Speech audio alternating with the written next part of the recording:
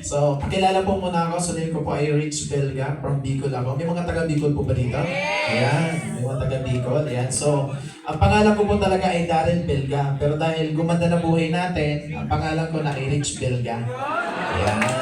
Tapos, ayan, so unang-una nagpapasalamat po ako kay Creator na binigay niya sa atin na magandang opportunity, ang In Global. Palapan natin. So, life-changing business, ito po talaga yung nagbago ng buhay ko. And pangalawa, palapakan natin yung mga board of directors natin, Dr. Ed, Sir John, Sir Francis, Ma'am Tony, and yung mga VP natin, mga training team, palapakan natin.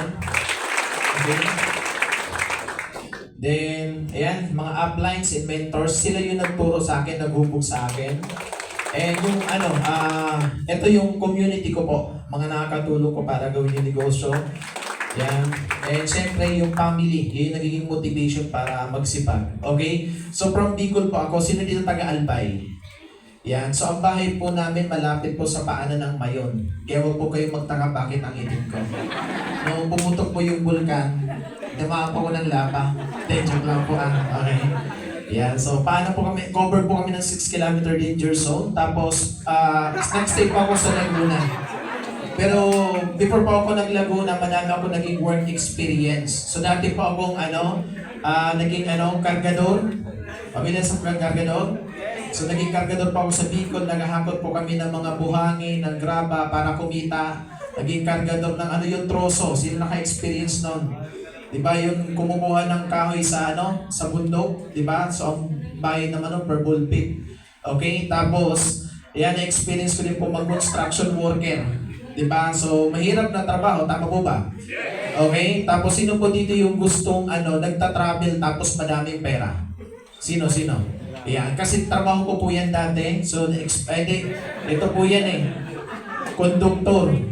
Diba? Kung gusto nyo daw mag-travel tapos madami kang hawak na pera, mag-konduktor ka. Diba? Tapos na-experience ko din po maging pedicab driver. So, sa pedicab taga-padjump ako dyan. Kumikita ko ng around 220 sa isang araw. So kung mapapansin nyo po, ang pinanggalingan kong trabaho may hirap. Tama po ba? Yes. Kaya nung pumasok pa ako dito sa networking, napakadali na sa akin ang networking. Bakit? Alin po mas mahirap? Magkargador, mag-invite? Magkargador. Kargador. Alin po mas mahirap? Mag-construction, mag-invite?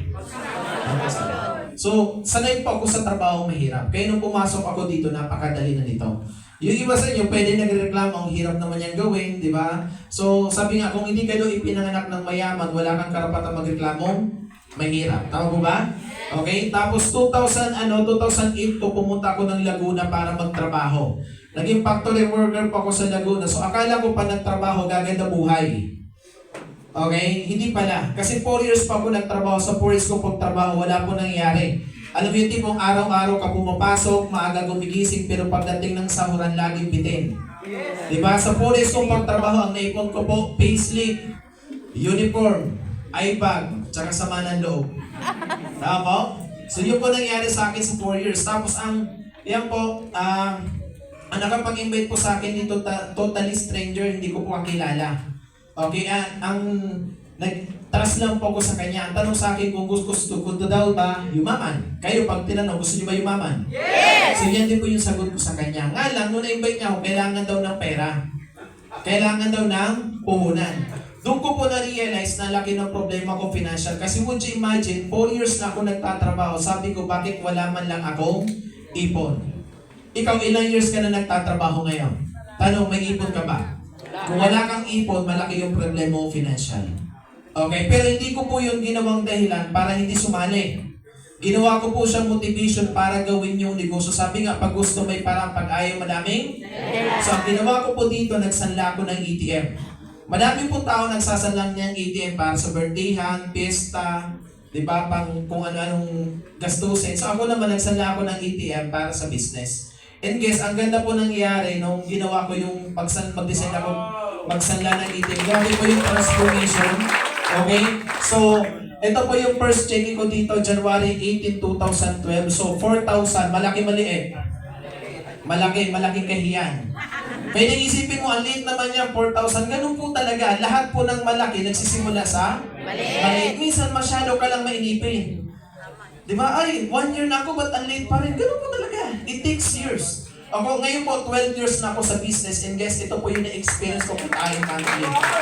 So, okay lang ba sa'yo? Abuti ka ng 8 years, 10 years, kung after nun, ito pwede mo kitain? So, bakit ka mainip? Okay, talo mainipin. Sabi mo sa katabi mo, talo mainipin. Talo may Okay? nipin. Tapos, ito pa ako nung nag-start sa business. So, kung mapapansin niyo po, sobrang payat, sobrang dugyot. Ayan po, oh, di ba, kalbo, naka-orange, parang kakalabas lang ng rehab. Di ba? Ang ano po, sa challenge po sa part ko nung nag-start, kaya ko po i-handle yung rejection. Ang challenge sa part ko, yung discrimination. Bakit? Pag nag-i-invite pa ako, na-experience ko, palapit pala ako sa prospect, yung prospect palayo na. Hindi dahil ayaw sa negosyo, natatakot po sila sa akin. Ang mahirap yung nag-o-offer ka ng payaman, pero ang itsura mo pahirap. Tama, pag na-meet niyo pa ako 12 years ago, totoo, baka matakot po kayo sa akin. Bakit? Ang tao kasi, i-judge ka based on physical appearance. Titingnan simula, sapatos, patas eh. Ay, parang di naman payaman. Kaya dumating po sa point na nag-start ako, sabi ko, kaya ko ba? Sabi ko, kaya yung rejection, pero matindi kasi dinidiscriminate ako eh. Dumating sa point ng hina, pero minotivate ko sarili ko eh. Diba? Sabi ko, hindi dapat may tiwala ako sa sarili ko. Dapat dito, punong-puno ka ng tiwala sa sarili. Huwag mo itaw yung sarili mo. Kasi simple lang. Ang pagyaman po kasi wala po yan sa itsura. Kasi kung ang pagyaman nasa itsura, sana lahat ng pogi, lahat ng maganda, mayaman na. Tama eh. Ang pagyaman po, wala po yan sa kulay. Kasi kung ang pagyaman nasa kulay, sana lahat ng maputi, lahat ng makinis, mayaman na. Ang pagyaman po, wala yan sa kung ano yung pinag-aralan mo. Kahit wala ka pong pinag-aralan, kaya mo maging successful. Wala yan sa kung anong probinsya ka. Ang pagyaman po nandito yan. Pag sa sarili mo, sa utak mo, tanggap mo na yayaman ka. Naniniwala ka? Okay. So, ayan po. Tapos, dinevelop yung sarili ko. Pinagaling ko yung sarili ko. Wala po akong alam sa networking. First time ko po mag-network. Pero ang meron lang ako yung desire na matuto gumaling. Dinevelop yung sarili ko. Dapat, the moment na ginawa mo to, dapat everyday gumagaling ka. Dapat everyday natututo, nag-grow ka, nagle-level up ka. Kaya dito, talaga nag-invest ako ng oras sa pag-training, dinevelop yung sarili ko. Years ago, katulad mo din lang pa ako, nakikinig sa mga nagtutok dito. Nai-inspire sa mga successful na tao, sinasabi ko sa sarili ko, years from now, di ba, ako na rin yung magtutok ng sarili ko sa story. And right now, nangyayari po. Di ba? Kaya dapat ikaw, kung nag-uupo ka dyan, pag-arapin mo din, di ba, magsipag ka, galingan mo para years from now, ikaw na rin yung nang-i-inspire. Masarap po makinig ng success story. Pero mas masarap po mag-share ng sarili mong success story. Okay? Tapos, ayan po, so first card ko po dito, February 25, 2015. Diba? So, nung nagtatrabaho ako, never pumasok sa isip ko na magkaroon ako ng sasakyan. Paano ka mangangarap na magkaroon ng sasakyan pa nagtrabaho ka kung kinikita mo minimum? Pero doing in global po, na-hit ko po yung first car ko at age of 24. Nag-drive na ako ng first car ko. Okay? Tapos, ayan po, na-enjoy ko po yung buhay kaka-travel. Naikot ko po yung Luzon, Visayas, Mindanao, kaka-travel. So siguro po sa isang buwan, siguro mga 2 times, 3 times pa ako nagta-travel. Ayan po. Diba? So kahapon kagagaling ko lang ng travel. Diyan. Tapos ito, nag-ikot pa ko ng ang goal ko po talaga, pag ikot ng buong Pilipinas, inuna ko muna yung North Luzon. So from Laguna to La Union, Bigan, Lawag, Pagudpud, Tugigaraw, Apari, tapos Baler, then back to Laguna. So 6 days travel po yan. Kasagsagan po yan ng mahal ang gasolina kasi 2022. Okay, 6 days travel, ang naging expenses ko po dyan, 14,000, pero within 6 days kumita pa ako ng 210,000. Wow. Yan po yung pinakamasarap na travel kasi may mga nagta-travel po kasi habang nasa travel, iniisip na nila yung pauwi kasi may pasok kinabukasan. May mga nagta-travel habang nasa travel sila, nagbabudget sila ng pera kasi sakto lang yung pera nila. Pero ito po yung travel na wala pa akong iniisip na oras, wala akong iniisip na pera kasi madami ako. Okay? Tapos ayan po, more on travel po talaga. Kaya doon mo po ma-appreciate, wow, ang ganda po pala ng Pilipinas. Wow, ang sarap pala ng madami kang pera. Kasi pag madami kang pera, madami ka pong may experience, madami ka pong mapupuntahan. Di ba? So isa po yan sa magiging benefits mo the moment na ginawa mo po ng seryoso yung in global. Yan po sa, Batangas. Yan. So more on travel po talaga. Pag tinignan mo timeline ko, more on travel po talaga yan eh. Ang sarap po, Palawan. Ito po sa Claveria, Santiago. Yan. So gusto niyo po ng ganyan? Yes. Sipagan mo. Lalo sa mga member na sipagan mo, galingan mo. Kasi ang sarap ng buhay na nag-aantay sa iyo the moment na ginawa mo to. Ito po Batanes. Sino familiar sa Batanes? Pangarap po ng mostly traveler. Mas mahal po magpunta dito than mag-Hong Kong. So ang ganda po dyan. Since 2018 pumunta ako dyan until now. Fresh pa sa utak ko yung memories dyan sa Batanes. Tapos si Bacolod. Yan. So Cebu. Yan. Sarap, di ba? Tapos ito sa family naman, travel with family. Nung nagsisimula ako sa negosyo, dinidiscourage ako ng tatay ko. Di ba? Alam ko yung iba sa inyo dito, pwedeng, hinahanapan na ng resulta ng magulang. Tama ba? Yes. O, ilang taong ka na dyan, asa ng kotse mo?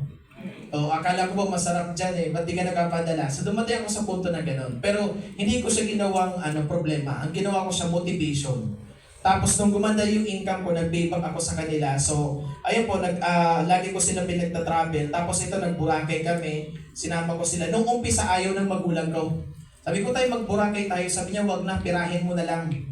Di ba? Tapos na-convince ko sila sumama. So, sa airport pa lang po, yung nanay ko, para ng call center. Ano po ginagawa ng call center? Tumatawag. Lahat ng nasa phonebook ng cellphone niya, tinatawagan. Yung kumari niya, nagre-report papunta ng Boracay. Okay, tapos yung tatay ko naman, ang po dito, pagsakay po namin ng aeroplano, ang naunang nga po nanay ko, tapos sumunod ako, last tatay ko. So bago mo po yung tatay ko, sabi niya ganito, sabi niya, Dad, thank you so much. Kung hindi dahil sa iyo, hindi ko ma-experience sumakay ng aeroplano. So, sobrang sarap sa pakiramdam kasi alam mo, pangarap pala ng magulang ko magsakay sa aeroplano. Kaya kung bata ka pa, di ba, galingan mo sipagan mo. Di ba, yung success mo, ihandog mo para sa parents mo. Okay tayo doon? Then, tapos, ayan, more travel. Di ba? So, yan. Tapos ito, pinagdadrive ko siya. Pagka, kasi tatay ko marunong mag-drive. Pag umuwi ako ng Bicol, kahit wala yung schedule sa bayan, gagawa yan ng schedule, makapag-drive lang. Di ba? Kumbaga sa Bicol, ang tawag doon na Leon. Di ba? So, gusto mag-drive. Tapos ito, nakapag-international travel na rin po ako. So, Cambodia. Tapos ito, sa Hong Kong. Yan, so, pabalik-balik po ako sa Hong Kong. Ngayong taon, nakadalawang punta na ako ng Hong Kong. Tapos this coming October, pabalik ulit ako ng Hong Kong. Kasi may mga grupo po ako doon, tinitraining ko po sila. Siguro naka 10 times na po ako nag-Hong Kong. Okay? Tapos, yan, sa Disneyland. So, first time ko po mag-Hong Kong, hindi, kinabahan pa ako nung first time ko mag-Hong Kong kasi na-hold ako sa immigration. Di ba? Pag na-hold ka sa immigration, chances pabalikin ka ng Pilipinas. Hindi po kasi sila maniwala na Pilipino ako. Okay? Tapos ito po sa Macau. Tapos ang maganda po doon kasama yung mga member Vietnam, yan, Thailand, tapos Singapore noong April lang. Di ba? Tapos yan, so, YOLO. So, you only live once, di ba? Misa lang tayo mabuhay sa mundo, pangarapin mong maging masaya palagi. Kaya ako, kumbaga, sa part ko talagang nagta-travel ako, misa lang tayo mabuhay eh. Kaya galingan mo sipagan mo para lahat ng bagay na gusto mo, magawa mo. Okay po? Tapos, yung lifestyle po ng mayaman, unti-unti na experience, yate. Tapos yan, yung lifestyle, ganyan, yung pag-gold na experience ko po. Tapos, ayan. So, yan, tatay ko po.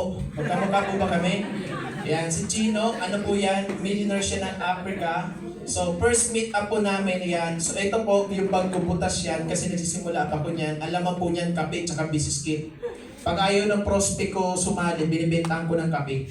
2012 po yan, tapos sunod na meet up namin, 2017, pareho na po kami part ng top 500. Okay? Tapos buong pamilya po namin ginagawa namin negosyo.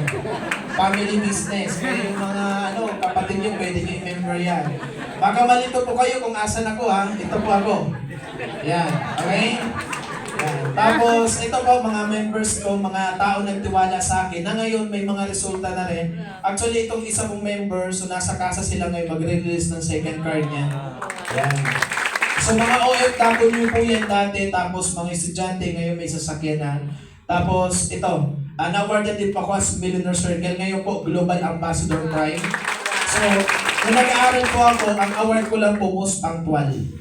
Hindi po ako magaling pagdating sa school. Okay, most punctual kasi ang bahay po namin malayo sa school. first trip 5 AM, sumunod 7 AM. That's why kailangan ko sumabay sa 5 AM para hindi ako malate. So ang award ko, most punctual dito, ang ganda po kasi Millionaires Team Global Ambassador. Okay, tapos part din pa ako ng top 20 ng AIM1 under the Up My Lynette Up Carlo. Yan. Tapos, ayan, so consistent po part ng top 500. Tapos ito po mga leaders ko ng mga nakauwi ng Pilipinas for good.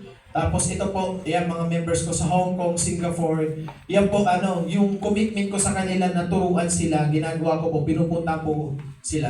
Tapos, yan po mga members ko sa Laguna. So meron pa po almost 200 plus na onliners. Mga dati po tambay estudyante pero ngayon tinuturuan po kumita ng pera. Okay? Tapos ito po, third card ko dito, support ranger.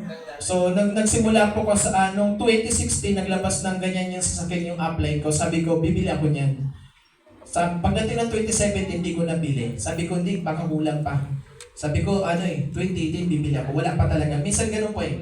Minsan kahit anong design mo sa isang bagay, pag hindi mo pa deserve, hindi pa binibigay sa'yo. Tapos nagsipag ako, 2020, nabili ko po yan, third card ko, mas magandang sakyan. And nagsisipag, bakit? May mas malaking goal. Okay? So yun po yung resulta ng decision na gawin ko yung negosyo.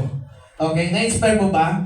So ngayon, yung iba sa inyo, pwedeng naguguluhan pa kung gagawin talaga yung negosyo. Pwede po ba magsalat? Okay. So ngayon, bakit mo ba kailangan gawin yung negosyo? Okay? Bakit nga ba? Okay, yung iba naman may magandang trabaho, pero bakit kailangan magdagdag ng source of income? Parang ganito. Way back 2018, problema po ba pera? Yes! Okay lang po ba pag may isang tanong, may isang sagot? Yes! 2018, problema po ba pera? Yes! Ngayon, 2014 na, 6 years na nakakalipas, tanong, problema pa rin po ba pera? Yes! Tingnan mo, yung problema mo 2018 hanggang ngayon, ito pa rin problema mo. Alam mo bakit? Kasi yung ginagawa mo, yun at yun pa rin. Ang isang bagay, pag paulit-ulit mong ginagawa, yung resulta, paulit-ulit. Ngayon, pag wala kang ginawang bago for the next 2 years, pagdating ng 2026, bakit yung pa rin problema mo? Ngayon, gusto mo po ba mabago yung financial status mo 2 years from now? Yes! Gusto mo po ba 2 years from now, di mo na problema pera? Yes! Kailangan may gawin kang bago.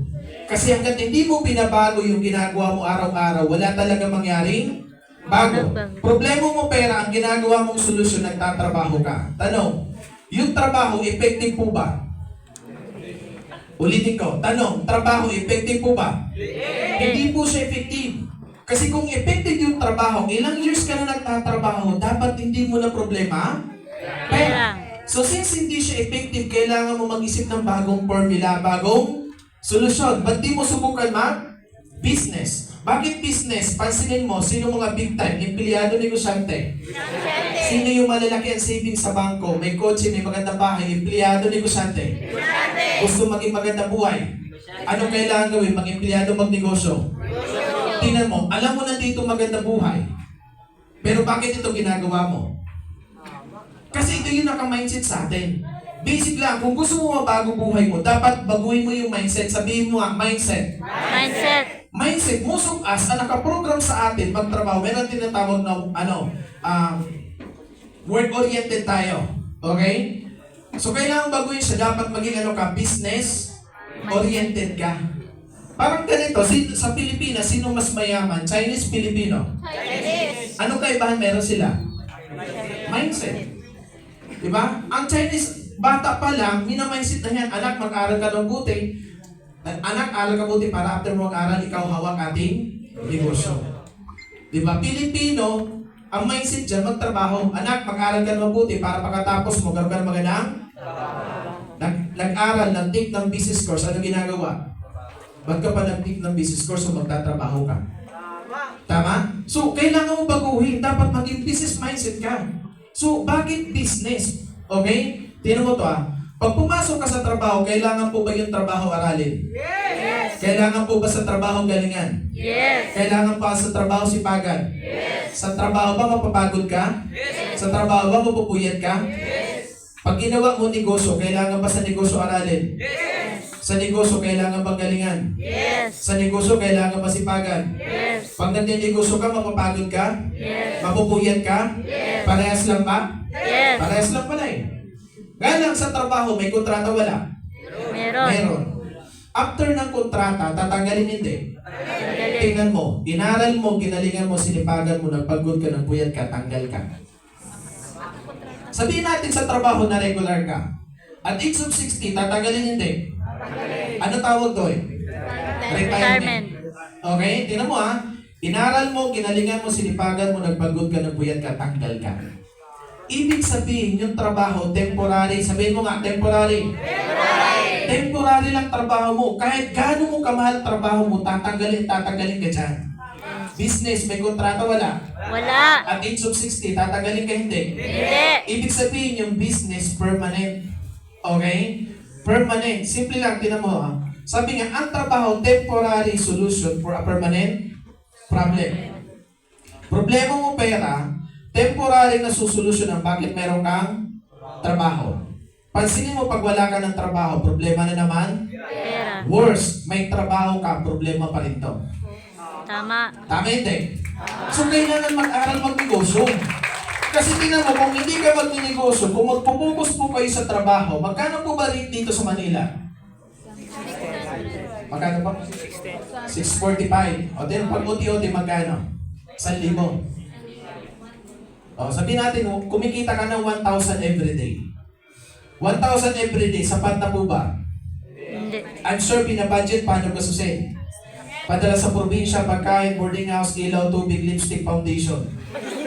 Kinikita mo to, 100% ng effort mo, ng oras mo, binibigay mo para kitain to. Tama hindi? Tama. Paano 100%? Kung sa loob ng isang araw may 24 hours, magtrabaho ko ng 12 oras, ilan na lang natira sa'yo?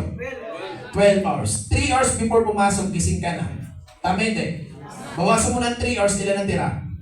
9 hours, pauwi mo traffic, travel. Bawasan mo ng 2 hours, ilan natira? 7. Pag uwi mo, di ka pa natutulog, naglalaba, kumakain, minsan may kadate ka pa. Bawasan mo ng 2 hours, ilan natira? 5 hours.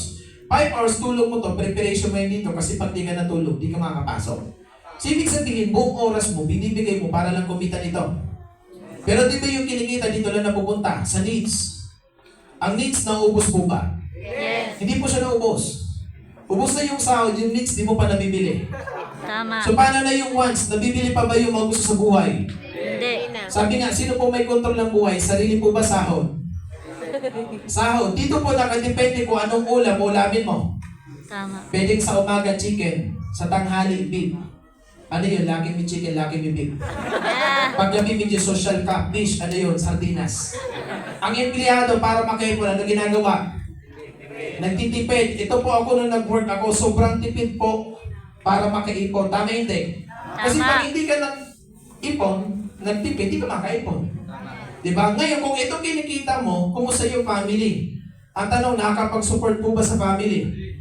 Kung nakakapag-support sa family, ang tanong, happy po ba sila sa nabibigay? Satisfied po kaya? Kasi nung nag-work po ako, nakakapagbigay naman ako sa family. Diba? Yung tipong nanay mo, hingi ng 3,000, tatawad ka, nay, 1,500 lang. Tama ba? O ngayon, tinan mo, 1,000 per day. O alin po malaking puhunan sa trabaho sa negosyo? Ha? Sabi kanina, negosyo daw. Oh. Alam niyo po ba, mas malaki ang puhunan sa trabaho? Para kumita ka ng 1,000 per day, ano po puhunan? Educational background. Puhunan mo po yan para kumita ka ng 1,000 per day. Nag-aral ka ng elementary, 6 years, high school, 4 years, college, 2 years, 12 years ka nag-aral para lang pala kumita ng 1,000 per day. Tapos after 5 months, tatanggalin ka. Tama hindi? Tama po ba? O, tignan mo. Ngayon, pag-usapan po natin pangarap. May mga pangarap po ba? Yes! Kumusta po yung mga pangarap? Pangarap pa rin. Tama? House and lot, pangarap po ba? Yes! Savings, pangarap? Yes! Makapag-travel, pangarap? Yes! Sasakyan, pangarap po ba? Yes! Halimbawa, mangangarap ka ng house and lot, mga ilang milyon? Ha? 50,000, maliit po yun. Pagpasok mo, exit na. O, 5 million, pwede na to. Medyo maganda na to. O, savings, magkano dream savings? 20,000, hindi po to savings. Naipit lang po to. Pero, pag ordinary kayo empleyado, 20,000, savings hindi. Pero hindi po yan savings. Ang tawag po dyan, naipit. Bakit punta ka ng SM, wala pa isang oras, ubos na to. Tama. Pag sinabing savings, kahit isang taon kang hindi magtrabaho, hindi maubos. O sabi natin mga 5 million, pwede na? O, travel, magkano travel budget mo? 50, baka kubaw lang yun, di ka makabalik. O, sabi natin mga 1 million, pwede na? Sasakyan, pinakamura 1 million. Let's say ang pangarap mo 12 million. Okay? Sabi natin 30 years old ka ngayon. Ang pangarap mo 12 million. Okay? Magtatrabaho ka, ang kinikita mo 1,000 per day. Sa lahat na nagtatrabaho, ang tanong po, nakakasave po ba ng 10,000 per month sa trabaho? Ha? Sa mga nagtatrabaho, nakakasave po ba ng 10,000 per month? Pero kaya po ba makapag-ipon? Kaya po. Ang kaya nyo po may schedule MWM. Tatawagan mo nanay, tatay mo, nay, tay, kaya nyo TTH, si Lolo Sunday. O, kaya na po ba makapag-ipon? O, sabi natin nakakaya po ka ng 10,000 per month, magtrabaho ka ng 1 year, that is 12 months. Sa loob ng 1 year, magkano po maipon mo? 120,000. Sapat po ba sa pangarap mo na 12 million? Malayo. Tama po? Ibata ka pa naman, 30 years old ka pa lang naman eh. Dagdagan mo ng another 10 years. 10 years ka mag-work, every year na ipon mo 120,000. Sa loob ng 10 years, ang maipon mo po dyan, 1.2 million. Nakuha po ba pangarap na 12 million? Malayo. Tama po? Nga lang 10 years na yan, ilang taon ka na yan? 40, kaya pa. Malaki pangarap ko eh. Dagdagan mo ng another 10 years. Magkano maipon mo? 2.2, 2.4 million. Nakuha po ba pangarap? Malayo. Tama? Nga lang, 10 years yan. Ilang taong ka na yan? 50. Kabahan ka na. Di ba? So, dagdag mo ng another 10 years, magkano po maipon? 3.6 million. Nakuha po ba pangarap? Hindi pa rin. Nga lang, ilang taong ka na nun? 60. Kaya pa, kaya pa. O sige, dagdag mo ng another 10 years, magkano maipon mo dyan? 4.8 million. Nakuha po ba pangarap? Hindi pa rin. Ito po yung mahirap dyan. Pwede yung pangarap mo, hindi mo pa nakukuha, pero bakit ikaw, kunin ka na ni Lord. Tama po ba? What's the purpose of waking up early, working 12 hours a day, 7 days a week, kung pagdating ng sauran, lagi kang biting? Diba? Ang ano po diba? Hanap buhay, pantawid, buhay. Tama po ba? Kasi tingnan mo, sa mga hindi pa member, ang gagawin nyo lang po ganito. Okay? Ang gagawin nyo lang po, isasabay nyo lang po yung negosyo. Okay? Kasi tingnan mo kung ikaw to nag-work ka ngayon, kumikita ka ng pera sa trabaho, pwede yung kinikita mong pera, saan lang ba na pupunta? Expenses. Dito lang sa gastos. Bukod sa gastos, dito sa pamilya. Tama hindi? Yung income mo, dito lang napupunta. So, ang gagawin nyo po ngayon, idadagdag mo lang po so easy. Hindi ko po sinabing mag-resign ka ngayon. Bukas na po kasi gabi na. Idagdag mo lang po siya. Okay, ngayon, pag dinagdag mo po siya, kikita ka ng pera. Ngayon, pag kumita ka ng pera, pwede yung kinikita mo pera, pwedeng sa'yo na. Since may pera ka, maganda dyan, mabibili mo yung mga gusto mo sa buhay. Pwede ka magkaroon ng savings. Pag yung savings mo lumaki ng todo, mabibili mo itong pangarap. Ang pangarap may value, may presyo. Di mo ito mabibili kung wala kang pambili. Na maganda po dito, hindi ka lang kikita ng pera. Dito magkakaroon ng business skills and knowledge, kaalaman sa pagninegosyo. Itong dalawang ito, magagamit mo kung gusto mo put up ng another business. So ito po yung pwede mangyari pag sinabay mo siya. Ngayon, pag dito ka lang nag-focus sa trabaho, yung income mo dito lang iikot.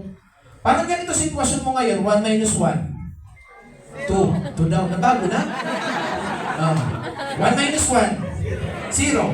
Ang source of income mo lang, iisa, trabaho. Tama po? What if nawalan ka ng trabaho na hinto ka? Bukya ka, 0 ka. Ito po yung buhay ko dati, paikot-ikot, apply trabaho, ito. May ganito ba? Yung lahat na lang ng company, a-apply yan. What if gawin nyo ngayon, 2 minus 1? 1. Dalawa source of income mo, nagtatrabaho ka, nagninegosyo ka. O wala ka ng trabaho, meron ka pa rin tarang isa, negosyo lang pwede ka kumita ng malaki. Kasi tingnan nyo po, trabaho, mahirap po ba? Yes. Pagod. Puyat. Mababasahod. Yung tipong angal ka ng angal, pero pasok ka pa rin ng pasok. Alam nyo po bakit? Wala ka po dito Wala kang ibang choice. Kahit mahirap, kahit pagod, papasok ka, wala kang ibang choice. Wala ka ng ibang chance. Ibang chance para pwede mabago yung buhay. So itong pinapakita namin sa inyo, isang choice. isang chance para pwede mabago yung buhay mo. Okay tayo doon? So, ang kailangan nyo lang po gawin ngayon sa lahat ng di pa member, ito lang po, try. Subok lang. Paano mo malalaman ng isang ulam kung masarap pwede kung hindi mo titikman? Tama. Tama po, subok-subok lang eh. And para hindi masayang yung time. Di ba? Baka pray ka ng pray, bigyan ka ng opportunity. Lord, bigyan mo ako right time ng opportunity. Ito na yung right time. Di ba? So, ang oras kasi parang tubig yan sa ilog na pag duman sa kamay mo, di mo na may babalik. And eto lang po, trust. Sino po gumagamit nito? Tiwala po, tiwala. Oh, maniwala po kayo number 1 sa sarili mo. Naniniwala ka ba sa sarili mo? Yes! Paniwala mo sa sarili mo, di ba? So kung ako nga nagawa ako, anong dahilan para di mo magawa? Di ba? Oh, mas lamang ka sa paligo sa akin. Kung pala lamang ka na, kaya mo. Okay, tiwala sa sarili. And syempre maniwala ka sa tao na invite sa'yo. Baka isipin mo, kaya naman ako in-invite dyan para pagkapirahan. Yan tanong, may pera ka po ba? Diba? Kasi kung pera-pera kami, doon na kami sa madaming pera. Tama? Mag-trust ka niya sa nag-invite sa'yo. Yung nag-invite sa'yo, gusto niya yumaman, sinasama ka para yumaman. Okay? At siyempre, mag-trust ka dito kay God. Diba? May purpose, bakit nandito ka? Tama ba? So, maniwala ka lang dyan. So, sa lahat ng hindi pa member, ang gawin niyo po, mag-join kayo. Okay? Mag-join kayo, simulan mo agad yun kasi napaganda ng opportunity. Talagang binago nito yung buhay ko. At sa mga member na, seryosohin niyo po yung negosyo. Kasi pag sineryoso niyo to, seryosong resulta ibibigay sa iyo. Okay? So, tapos na po ako, pero before po ako matapos, may tatawagin akong tao, di ba? Sobrang napaka-bless natin. Sabi mo nga sa katabi, napaka-bless mo. Okay? So, kasi itong tao na to, sobrang